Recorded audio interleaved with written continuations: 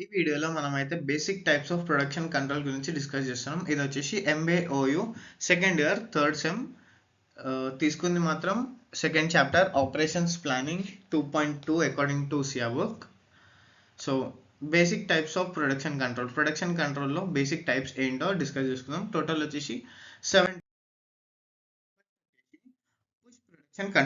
Push production control అనేది ఎట్లా run అవుతుంది అంటే మెటీరియల్ రిక్వైర్మెంట్ ప్లానింగ్ అంటే ముందుగానే ప్రిడిక్ట్ చేస్తారనమాట. మనకి వచ్చే ఫ్యూచర్ సీజన్లో కానీ ఫ్యూచర్ మంత్స్లో ఇయర్స్లో కానీ మనం ఏదైతే ప్రోడక్ట్ తయారు చేస్తున్నామో దాని డిమాండ్ బట్టి వాళ్ళైతే రా మెటీరియల్స్ అయితే తెచ్చుకొని ఏది ఎప్పుడు ఎక్కడ చేయాలి అనేది ముందుగానే మొత్తం ప్రిడిక్ట్ చేసి పెట్టుంటారు. దాన్నే ఎంఆర్పి మెటీరియల్ రిక్వైర్డ్ ప్లానింగ్ అయితే అంటారు. సో దీంట్లో దేని మీద డిపెండ్ అయి ఉంటుంది అంటే ఫోర్కాస్టింగ్ ఆన్ కస్టమర్ డిమాండ్స్ ఎట్లా ఉండబోతున్నాయి ఫ్యూచర్లో అనే దాన్ని బట్టే ఈ ప్రొడక్షన్ అనేది జరుగుతుంది. దీన్నే పుష్ ప్రొడక్షన్ కంట్రోల్ అంటారు. సో దీంట్లో మనకి ఫ్లాస్ వచ్చేసి అంటే లైక్ డిసడ్వాంటేజెస్ వచ్చేసి ఏముంటాయి అంటే రిస్క్ ఆఫ్ ఓవర్ ప్రొడక్షన్, ఎక్కువ ప్రొడ్యూస్ చేసేయడం అనే రిస్క్ ఉంటుంది. ఇంకా ఎక్సెస్ ఇన్వెంటరీ, ఎక్కువ రా మెటీరియల్స్ వాళ్ళు లోపల తెచ్చుకోవడం. ఇది ఎప్పుడు అవుతుంది అంటే ప్రిడిక్షన్స్ అనేవి తప్పు అయినప్పుడు ఇవైతే ఈ రిస్క్ అయితే వచ్చేస్తుంది మనకి. ఓవర్ ప్రొడక్షన్ వల్ల ఏమవుతుంది అంటే నీ దగ్గర ఎక్విప్మెంట్ ఎక్కువ ఉన్నా కూడా నువ్వు లో రేట్కి అమ్ముకోవాల్సి వస్తుంది. సో ఇక్కడ లాస్ అయితే ఫేస్ చేస్తారు. నెక్స్ట్ వచ్చేసి ఫుల్ ప్రొడక్షన్ కంట్రోల్ అయితే మనకి ఎట్లా అంటే real time customer based demand. ఇప్పుడు కస్టమర్కి ఎంత కావాలో అంత దాన్ని బట్టే ప్రొడక్షన్ అనేది జరుగుతుంది. ఇది ఎవ్రీడే ప్రొసీజర్ అనమాట. లైక్ ఆన్ ఆర్డర్స్ అనుకోండి.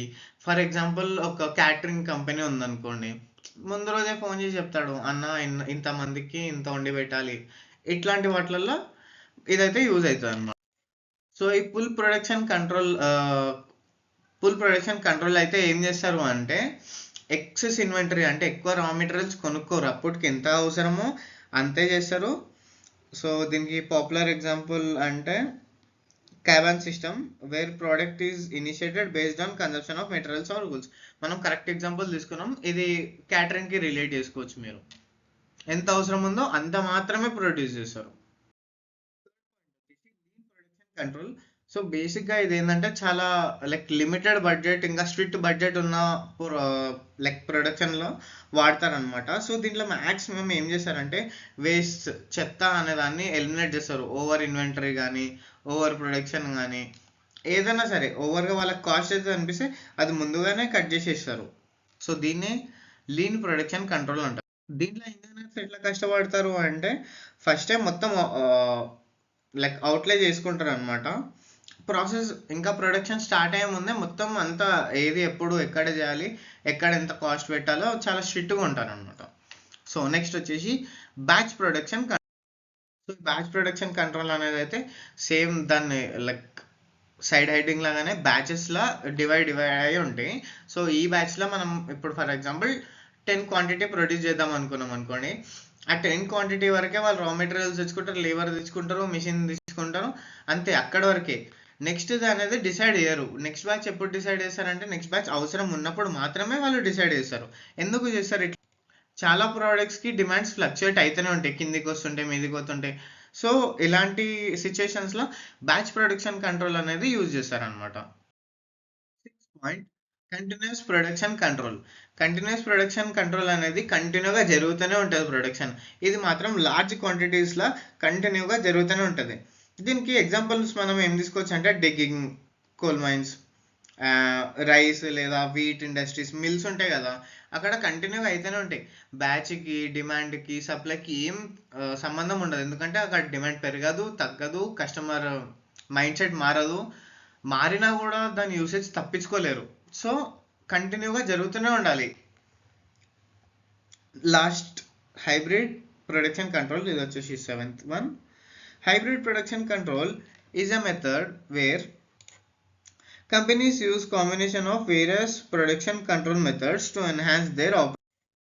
సో ఈ హైబ్రిడ్ ప్రొడక్షన్ కంట్రోల్ని అయితే ఏడ వాడతారంటే ఎక్కడైతే ఒక్క type of production control apply కాదో, మల్టిపుల్ టైప్స్ ఆఫ్ ప్రొడక్షన్ కంట్రోల్స్ని అయితే యూజ్ చేయాల్సి వస్తుందో అక్కడ 2 or 3 ప్రొడక్షన్ కంట్రోల్స్ అనేది మిక్స్ చేసుకుంటారు.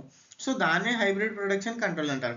దీనికి మనం బెస్ట్ ఎగ్జాంపుల్ వేయాలి అంటే కస్టమర్ సపోర్ట్. ఎట్లా అంటే ఇప్పుడు ఫర్ ఎగ్జాంపుల్ సీజన్ ఉందంటే చాలామంది ఎంప్లాయీస్ని వాళ్ళు హైర్ అయితే వేసుకుంటారు.